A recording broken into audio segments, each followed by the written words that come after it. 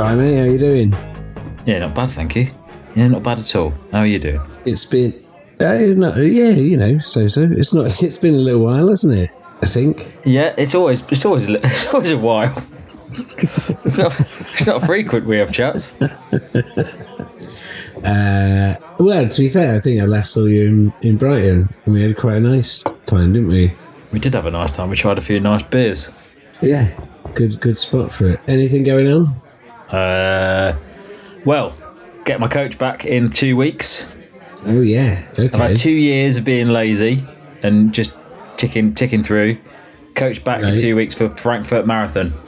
So I have 6 months of coaching. Are you getting the coach back specifically for? Well, we were gonna.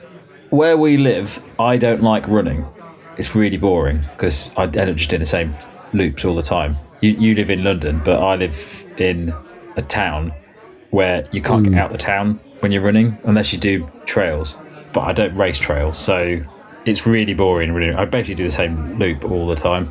But so to motivate myself, because we're going to move back to Brighton this year, and that I like training in Brighton because it's got the tracks and everything.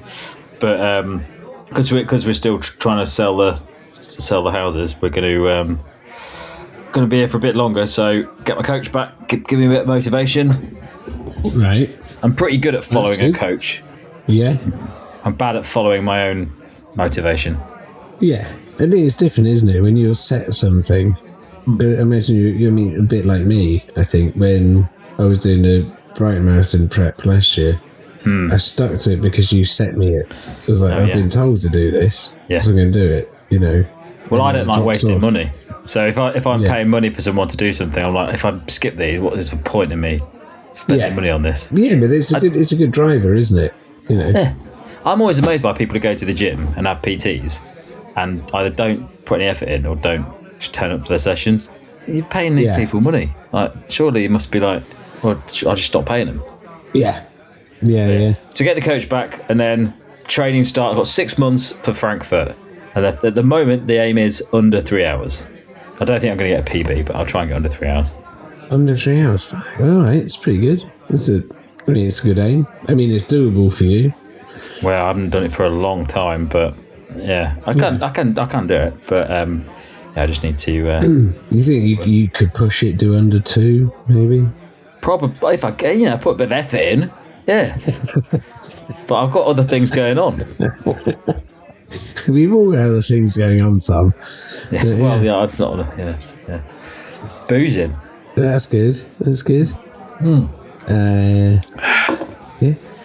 I don't know if I told you a little quick bit of news. I don't know if you saw I won a couple of awards again. Yeah, I know about these awards. I saw the medals. I mean, you've been wearing them around town. No, but I should be. I like the idea of turning up to other tap rooms, clanking with your medals. Yeah, well, they can. They'll just be like, oh, fuck off, you know. Yeah, but rightly so. Well, they were good. I was pretty pleased with myself. I did all right. What were they for? Best brewer? No, we won. Hold on, not you. This is a... Well, I say we, you know, I made it, but we won Best IPA in the UK and second best keg beer in the UK with the same beer. And this is for the SIVA, so Society of Independent Liverpool Brewers. Yeah, the big thing every year is in Liverpool. So I went up there. This is where I knocked my teeth out the other year. Oh, that classic one, yeah. Yeah. So the joke is whenever I go, I was like, oh, he needs a new dentist or whatever. You know, but this time I won and didn't knock anything out. So It was a double win in that way. Okay. So, yeah. All right. Otherwise, plodding on. So, yeah. So anyway, we got coming up running-wise. Yep. On the calendar. There's obviously a big one, which is London Marathon coming up. Yes. I haven't been keeping track of you because, I don't know what you're up to. But A, are you running it? Because I never know. And B, you have run it before, right?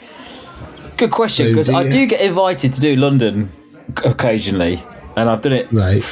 I always get this wrong. It's like 3 or 4 times. So you have done it a few times? I've done it 3 times. Right. I've never done it properly. I've never trained for it. I always just I've always done it as like a fun one. I'm not running it this year, but I am going to watch it. Yeah. Because we've got a friend doing it. But I don't like London Marathon as a runner. I really like it as a spectator. I actually think it's better as a spectator than as a runner. Really? Why? It's just not a very enjoyable marathon. I've done a lot of marathons now, and I just don't enjoy London very much. I've done it 3 times now, and none of them have I enjoyed. But why? Like, I imagine, so obviously I've not done it, but being a Londoner, I imagine like it's quite a cool route. You see a lot of good stuff. It's quite, atmosphere must be great.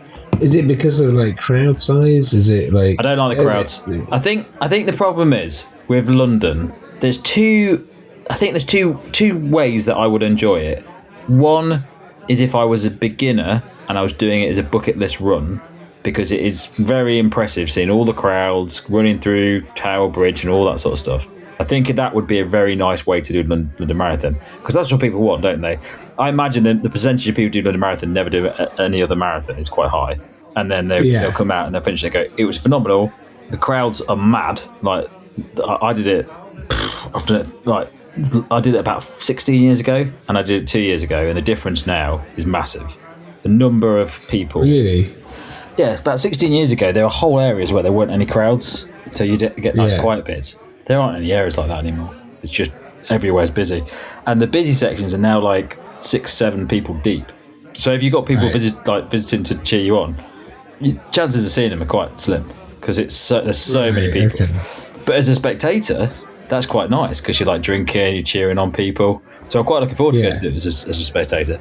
But it's quite a stressful marathon. I think that's why I don't like it so much. Because if you go in, I suppose the other reason it's good is if you're fast, it's quite good as well, because you get all the space, right, and you get all the crowds, and it's quite nice. If you're in the middle of all of that, and maybe you're going through like a 3-hour time, it's so busy for that group, that it's not enjoyable. You're just people treading, like, it's the first bit of the race for the first few kilometers is so busy. It's like people like knocking you with their elbows and stuff like that. It's not very enjoyable. So it's and the first half of the race is quite boring as well. Like, you're just running around Bermondsey and places. Right. So yeah. I mean, it's one that I entered the ballot. I think I've entered the ballot the last few years. Yeah. But obviously it's so hard to get on. Well, have you heard about the 2-day London Marathon? No, what's this? Well, there's I don't think it was officially announced or officially discussed, but it was also a leak or something, or somebody told somebody that they're trying to put on a 2-day London Marathon, so Saturday and Sunday. So instead of having 50,000 people out of them, 900,000 or a million or whatever enter, you'd have 100,000 people. So you get a 1 in, well, it won't be a 1 in 10 chance, but it'll be because there's loads of other ways of getting in. But, so wait, what? 2 marathons back to back? Yeah, 1 on Saturday, 1 on Sunday, same marathon, just adding Saturday to it, so it gives us more chance to do it, which is a good idea, because if you think about it, amount of money that must make that race, and you just do it on massive. 2 days. I mean, it's going to have a major impact on the infrastructure of London for a whole weekend, but they'll probably make the money back. Yeah, but also I think probably largely quite a positive impact, right? Yeah. I mean, the amount of people are out and about, the amount of people come down for it, and then also, and then the impact for charities. I mean, the amount that must be raised for charities over... it's the biggest charity. I think it might be one of the biggest things that generates charity money. I wouldn't be surprised. I mean, because you sort of have to pledge to raise a large amount, don't you? If you're taking the charity place. It's mad. It's like $2,500 or something. Yeah, which I couldn't raise. I don't know how I'd raise that.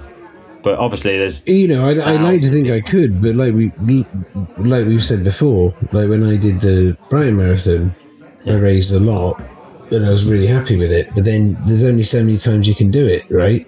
Yeah. You can't every year go, I'm doing another race. I want to do the London Marathon again. Please support me. Exactly. Much as everyone wants to give to a good cause, Yeah. Everyone gets a bit tired if you're just going, all right, come on. Yeah. I'm doing Well, it again. the 2-day thing is interesting because there's a lot of, it's not confirmed yet. It might not happen, and it might actually, if it does happen, it might open up the floodgates to loads of other big marathons doing it as well. Because if there's a risk, isn't there, that the excitement of the event will be lessened if it's over 2 days. So people are not going to spend spectators aren't going to spend 2 days there watching it, or that they're not going to. It's going to be the hotels are going to be a nightmare in the city because they're already fully booked anyway because people stay for like 2 or 3 days. So there's a lot of things that might make it an issue. Transport stuff an issue. You've got 2 days of transport issues. So if you're essentially gridlocking, basically locking down the whole of London, the central London for. Yeah, I mean it's a huge operation, isn't it? So So on that though. If I were going to run it is it next week? It's next week, yeah. If a place comes up, I will. Yeah. So, let's assume I'm going to run it. Yeah. What would be your tips for it, having ran it 3 times, 4 times? Tips for running London Marathon. That's a good one. Bear in mind, I would obviously be in the middle group. I would be in the busiest section, I guess. All right. Okay. So there's a couple of things that are always tricky with London Marathon. The weather, rarely get good weather, and it's quite warm today, so I'm assuming it's going to be a warm London Marathon. That normally scuppers a lot of people's plans. Yeah. Because in England you go from this dramatic thing where it's generally quite cold, and then very quickly it gets to the point where it's warm, and you notice warm a lot more when you're running. So that's one thing. People generally get taken out by their weather if it's hot, because it has a massive impact on English people. The other thing, there's things like the start of the race is very fast because it goes downhill at the start. Oh, does it? Okay. And everyone starts running and they'll go, "Oh, I'm finding this really easy. This is great. I'm gonna get my PB easily." And they everyone's rushing down. They're knocking each other, trying to get. And as soon as you get a few K in, you realise you've gone too fast, and then you regret it. I've done that before. I've sprinted the first 5K. So that's a good tip. Trying to think of any other tips that would be useful. Take your own gels. Take your own gels. I seem to remember, I don't know if they do it anymore, but they have Lucozade gels, and I don't like Lucozade gels. And if you haven't used Lucozade gels before, I don't think they're particularly good gels. Right. Take your own gels. Yeah. Good. Well, I mean, I'll probably run it. If it comes up, I'll run it, You would as well, wouldn't you? You probably. Well, actually, you've done a marathon now, and I know that you didn't pull out a super fast time out of the bag, so. I actually died in the second half, and that's what I realised. It's like I did a half marathon the other day on my own. I can still do that, having not run that much recently. I can still do that pretty comfortably. That's the beauty of a half marathon. But over that is where I very quickly drop off, and that's what I found. That's how marathons work. Yeah, that's the general rule of a marathon. You can't cheat a marathon. We'll get to that at some point, but I need to build up to do it again. Well, I'm going to give you my coach's sessions, aren't I, so that you can do the same as I'm doing. Yeah, they'll probably ruin it. A bit of cash, won't it? Yeah. When your only superpower is a curse, didn't need that annual reminder. Thanks for the nudge to the bar. So, our brewery, we're doing a collaboration brew with another brewery and a bar. So in London, I don't know if you know the Rake. I think I've probably spoken about it before. It's a craft beer bar down in Borough Market. It's sort of known as being the first proper craft beer bar in London. I've probably been there. And so the Rake, the people who own the Rake also own Tap East Brew Pub in Stratford, and we do a lot of stuff for them. And we've been invited to, I think they've got 20 breweries possibly doing different collaboration brews for their 20th birthday. So it's like their 20th birthday coming up at the Rake, and we're going to do with them a double IPA. And the problem is, we got to name the double IPA. So this is where, Tom, what we do now, this might have real world consequences. So the idea is We need a name for double IPA. So just to tell you the beer, it's going to be about 8.5%. It's going to be a big, thick, juicy, hazy IPA. Proper fruity, sort of tropical. Sounds a bit of a beast. Piney. You what? Sounds like a bit of a beast. It's going to be, I'm aiming at, I've not finished the recipe, but we're aiming at sort of like a sort of thick Bovril sort of consistency. Yeah, that's what you want, isn't it? Which is, and which looks like a sort of a bad milk is what we're aiming at. I mean, that's a good name already. Yeah. So we need a name for it, right? Yeah. So double IPA, it's the 20th birthday of the rate. Obviously, my brewery next time, but all of our branding and stuff is around like historical terms for beery things and brewing. So right. ideally, so I didn't know this. Yeah. Because I think you have to know a lot about beer to understand that those terms are beer related. Oh yeah, they're not common terms. Yeah. They're not even within the beer. They're for the camera crew. No, they wouldn't even know it. Like all the next stamper names, like they're all they're pretty niche. They're not ones. Okay. That to be honest, anyone knows. So they don't have to be that niche. But it would be nice. So it's a 20-year birthday. It'd be nice to have some sort of historical reference, maybe something to London. Yeah. Also, it could just be whatever. If you think calling it something appalling like massive crimper or whatever would work, then throw it massive crimper. Yeah. Okay. Where's crimper? That wouldn't. What's crimper? Oh, sorry, it's a bumhole. Right. Okay. Okay. Good. I've not used that phrase before. So most people haven't. Massive crimper's good, but it just seems like you're doing like a viz thing. Yeah. No, I'm not saying we should do that. Right. Okay. No. You want something classy and London, but also because it's your brewery, you want it succinct and clear. Well, it doesn't have to be, but ideally, it would have some sort of historical sort of reference. I've got a good one. Go on. But I don't think you'll like it. No, I want yours first. I'm gonna have to have a little bit more time to cut. I've not. This is quite a difficult beer to come up with a name. It's for. not. I think. What wouldn't you go for? So you want London focused? Yeah, maybe. Yeah, and reference to the fact that it's alcohol in it, or does it matter? Does it? It can do. Yeah. Okay. Go on, give me yours then. While I. Yeah, I thought you were going to come up with some belters here. Look, I'm trying to internalise all the information. Right, so I got one, and to be honest, I put it to the guys earlier today, and I thought I've got a good one here, and it went down like a wet fart in a spacesuit. It was really sort of right. Okay. So have you ever heard? There's an old quote: "After me the flood." Yes. You heard that? Yes. Yeah? Yes. And it was an old king in France or something, and it was this.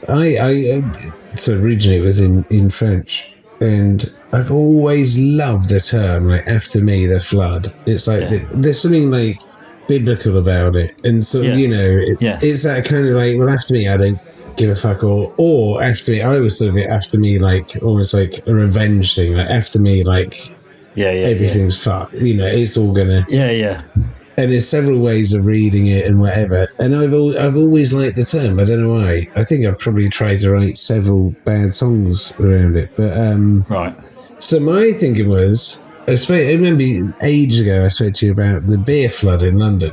The London beer flood, right? Yes. In 1814 or something. So my idea was, after me, the beer flood as a name. Which I think is ace, because it's a good historical term, so it works on the history thing. B, it references London, the beer flood, right? Okay, a very London-centric thing. Yeah. And I think C, it works as a kind of slightly arrogant boast from the rake to be like, after me, the flood, because they were at the beginning of the craft beer revolution in London. So it's like, after me the flood, like I began it, and then so I think it's ace. But then I think anyone's gonna. You couldn't write that on it. Explaining that on the back of a beer would take. You'd have to give out a leaflet with it to explain it. Yeah, I know. Normally, when you have a beer name, After Me the Flood would be the beer name because people would go, I know that phrase. But what you're doing is you're adding a complicated phrase that not many people know with another complicated thing that people don't really know, and linking them together, and then asking it. Yeah. See, I thought maybe it'd which be I like a lot. You're basically confusing people. Yeah, but so in my head, so it would be the phrase after me, comma the flood. Yeah. In mine, it'd be after me, comma the open brackets beer, close brackets. I mean, flood. you're adding in brackets now. That's even more complicated. Well, you're not a fan. I mean, you sort of had me after me the flood because I thought it was quite a good idea. But Maybe just after me the flood, because that sounds quite cool, doesn't it? I just call it the flood because, like, oh right, okay, or me the flood or something that suggests that. I wouldn't have the whole thing. It's a bit too complicated. The flood's quite nice because then you can go. It's based on the beer flood. Yeah, but then again, it's the flood. Yeah. After Flee, it sounds a bit pretentious and doesn't actually. It does. Oh right, it does. This is what the guys were saying earlier. And I was like, yeah, it does, but it's quite. I mean, the thing is, I suppose I'm kind of picturing it having really epic artwork on the can as well. So is that kind of like it looks like an absolute. Essentially, I want to make I want it to be a film as well, feature-length film. What about the beer flood? I mean, there could be a good film about the beer flood, couldn't there? Well, there wasn't actually. It wasn't actually that bad. The beer flood, was it? Well, it was reasonably bad, but no, it wasn't like a. No, it wasn't like 8 people. It wasn't like Waterworld. It wasn't. It wasn't Waterworld. Why don't you call it Waterworld? After me, Waterworld. Done. That's good because that makes no sense, and people would say sort of reminds me of a saying from Louis. That's it, yeah. And if you saw it on the shelf and it had like, I know, some sort of historical looking label and you're like, after me, Waterworld? But the historical, I'm assuming it would be a silhouette of, what's his face? Kevin Costner. I mean, by the way, I've absolutely said, like, it's like, I'm going for a drink with a mate tonight. We'll sort out a name for this beer. If I go back with After Me, Waterworld, they're going to be like, oh, Jesus. Yeah, that's fine. That's fine. I think you've got it. That's, After Mead, the flood. There's no mead involved. I know, but it's associated with alcohol, isn't it? So people would go, oh, I get it now. No. Well, you may as well just say after whiskey the flood. It doesn't, it's a different drink. That's true, actually. That's fine. That would work, wouldn't it? After whiskey the flood. No, it wouldn't work. It would absolutely unwork. It would be. All right. Well, I haven't got anything for this now. You've complicated it so much. I haven't done any. If there was a beer, if I went into a bottle shop, there was a beer on the shelf and it said, After Me, Waterworld, and there's a picture of Kevin Costner, I'd buy the beer. Yeah, I think most people would. Yeah, so maybe that is the. I bought a beer because it was called Juice Forsyth. Yeah. I mean, we're all prone to these. We're only human. That's a Mondo beer, isn't it? Juice Forsyth. One very good. Oh, York City. York, it was York. Yeah. Was it? All right, so you're going back with After Mead, Waterworld. Well, I mean, you've given me fuck all else. That's great. After Mead, Waterworld, because they'll be like, why are they talking about Waterworld? Why are they talking about mead? It's a beer. That's really good. I think if you call it After Mead, Waterworld, and then you put a picture of someone who isn't Kevin Costner in the front as well. Like, no, you've got to have him drinking mead. Because then just drinking mead. Yeah, but you could have a picture of Rolling Prince of Thieves silhouette or something, just to mix it up a bit. Because if I saw that, I would. Oh, yeah, but you're going to have people in that shop. There'd be like 8 people around it just looking at it, going, "What is that?" They would. I mean, I would. If I walked into any shop and I saw that, I'd be like, "This is the best thing I've ever seen." After Me, why isn't every beer called something similar? Yeah. Of course, if it was, I'd be bored of it. But yeah, there's a picture of Kevin Costner, and obviously he's not okay with it. So you're waiting to be sued. Yeah. But Yeah. All right, so we settled on After Mead, Waterworld. Yeah, that's it. Yeah. Okay. Good. You've been a lot of help. I think you've been No worries. I'll buy a few. Looking forward to it. It's probably going to be one of the most expensive beers we've made. If it's got Kevin Costner on it, I'll buy it. I've never seen a beer with Kevin Costner on it, and if I did, I would buy it. I'd spend £20 minimum on it, on a Kevin Costner beer. I don't think one ever has ever existed. Actually, it's a fair point. You will be the first brewery to ever do a Kevin Costner beer. And name it after Mead. Oh, he might have had a Waterworld one though, Carling or so Coors American beer. He might have done like a special one. It might have been.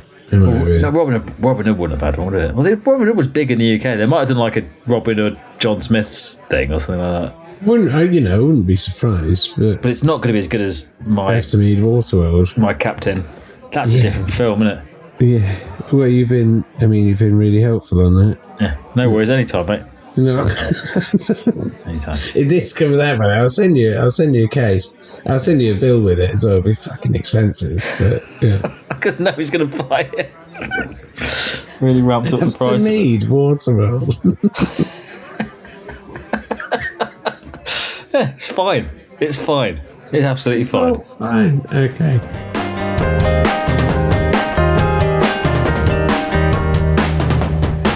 So I've just got off the phone to probably the biggest film executive in the world. Yeah. Because they call me every now and then.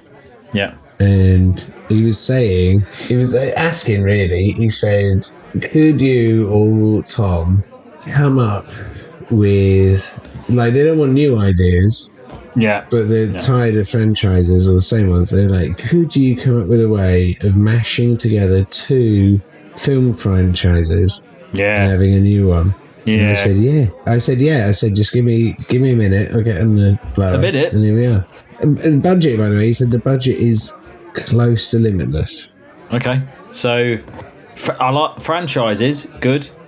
Yeah. So, I mean, this has been done a few times in the past, hasn't it? Like Aliens versus Predator and stuff. It seems to work. They like it.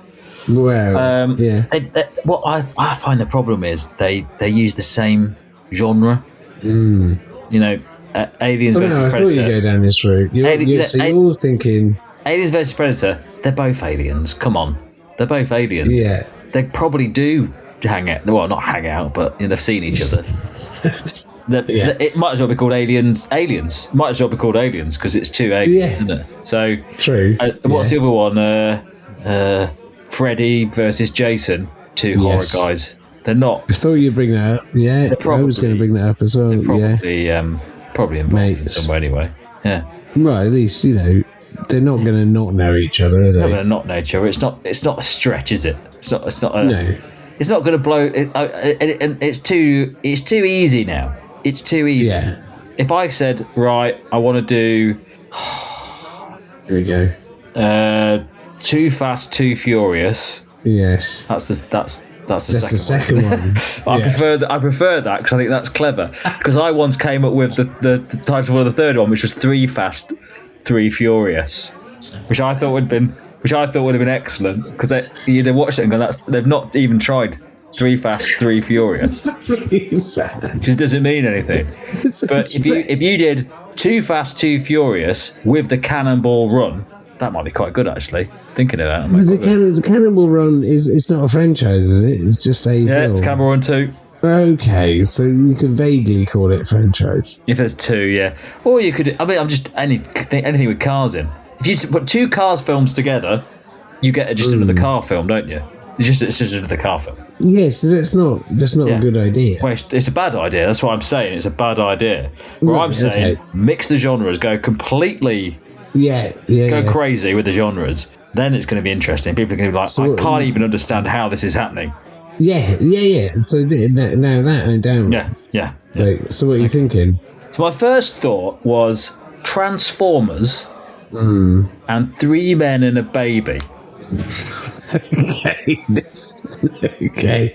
I mean, I already like it. You don't really have to say much more, but do. It's two different films going on. There's no way those films can work together. There's no way those three dads are dealing with Transformers unless they've got a car that's a transformer, and that's it. Then it's gone. They're not going to get involved with because they're protecting the baby and doing jokes and dating women. They cannot be involved in. But there's no. Why couldn't the child be a transformer? I think that would be a sequel, to be honest, Joe.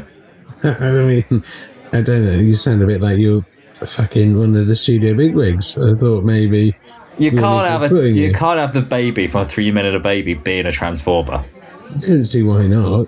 You could have 3 Men and a Baby. You could have 3 Men and a Baby. The 3 men with transformers, and there's a baby. That would be quite good. No, 3 men and a transformer. And it could be... you wouldn't even have to necessarily know until the end of the film. Are there other Transformers in it? No. But at the very end of the film... the limits of the franchise, then. Because there's only one Transformer. You can't call it Transformers. There's got to be 2 Transformers. No, because... Yeah, but you're beginning a new franchise, right? So... Right, okay. There's no reason you can't just have 3 men and a little baby. But it'd obviously have to be a new one, like, I don't know, 4 lads and a tiny person or something.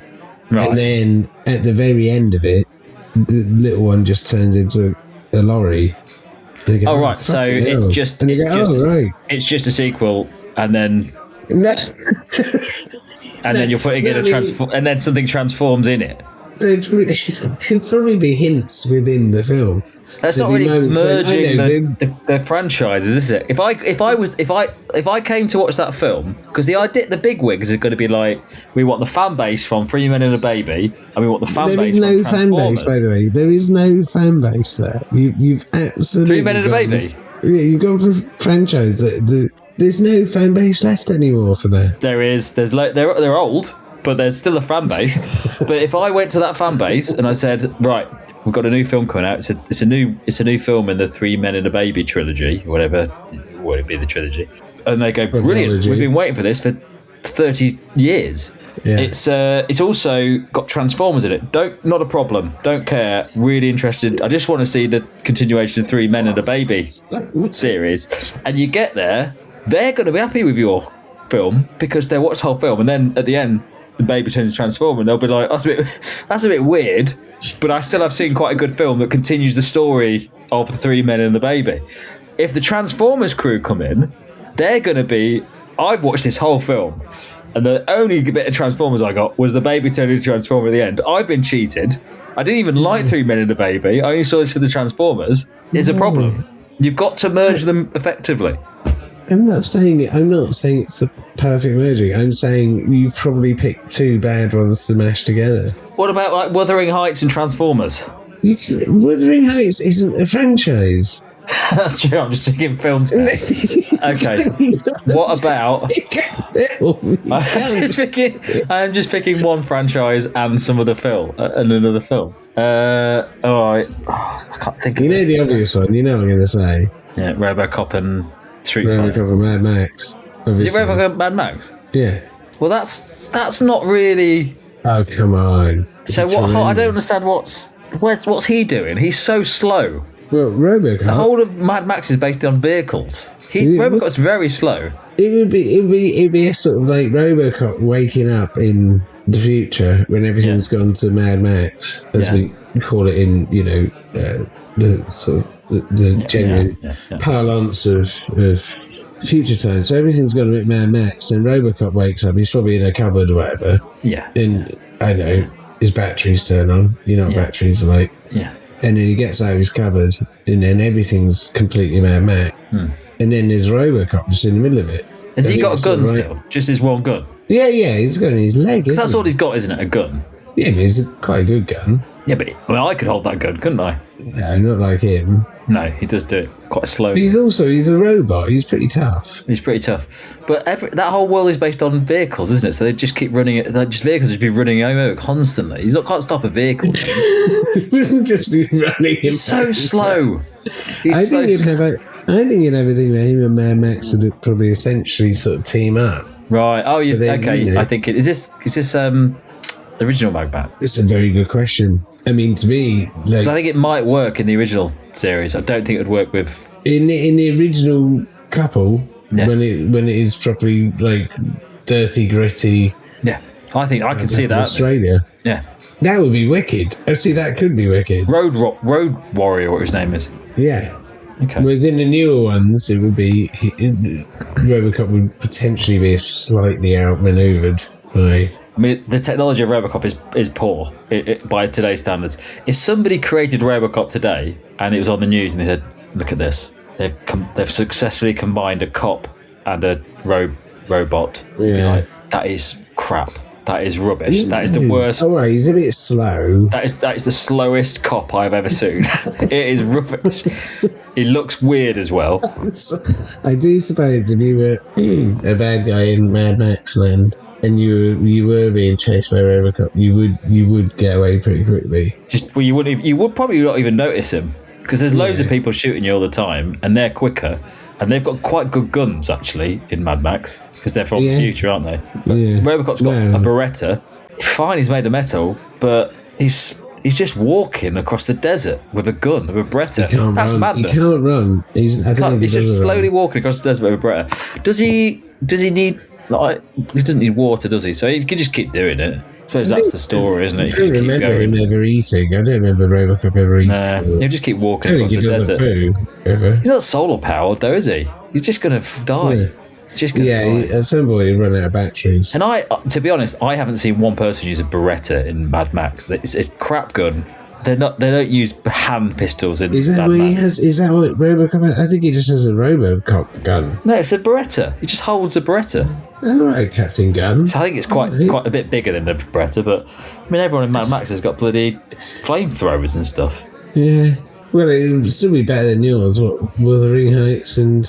No, because that's wrong, isn't it? It goes against you. You can't use that.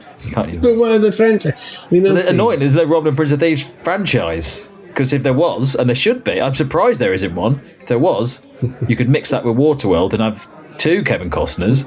And Waterworld and Robin Hood Prince of Thieves. As I mean, what would be a Bodyguard?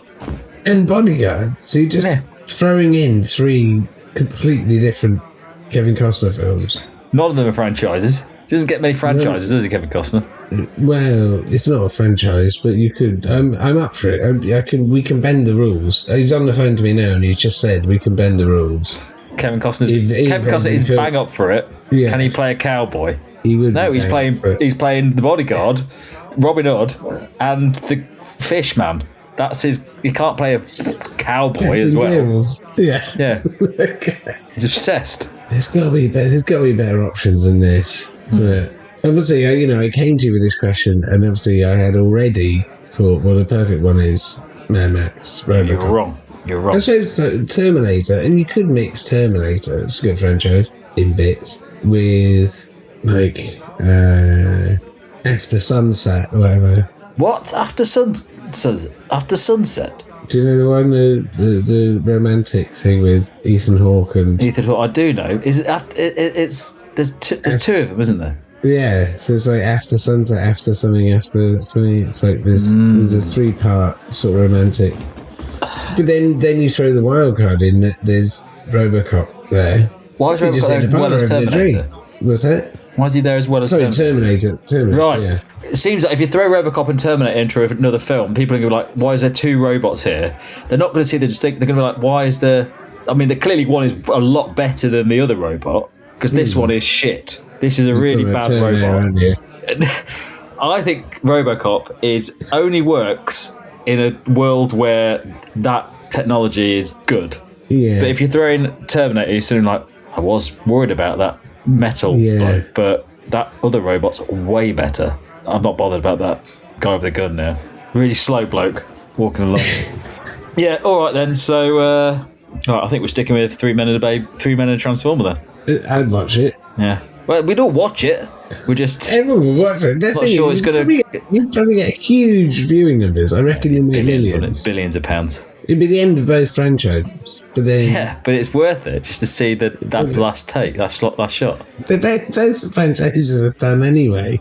Yeah. So you have one like bowing out on a kid turning into a fucking truck at the end. Baby and turning into a truck. I'm just going, you fucking what, lad? And then it ends. Yeah. Okay, done. Sold. I'm in. Yeah.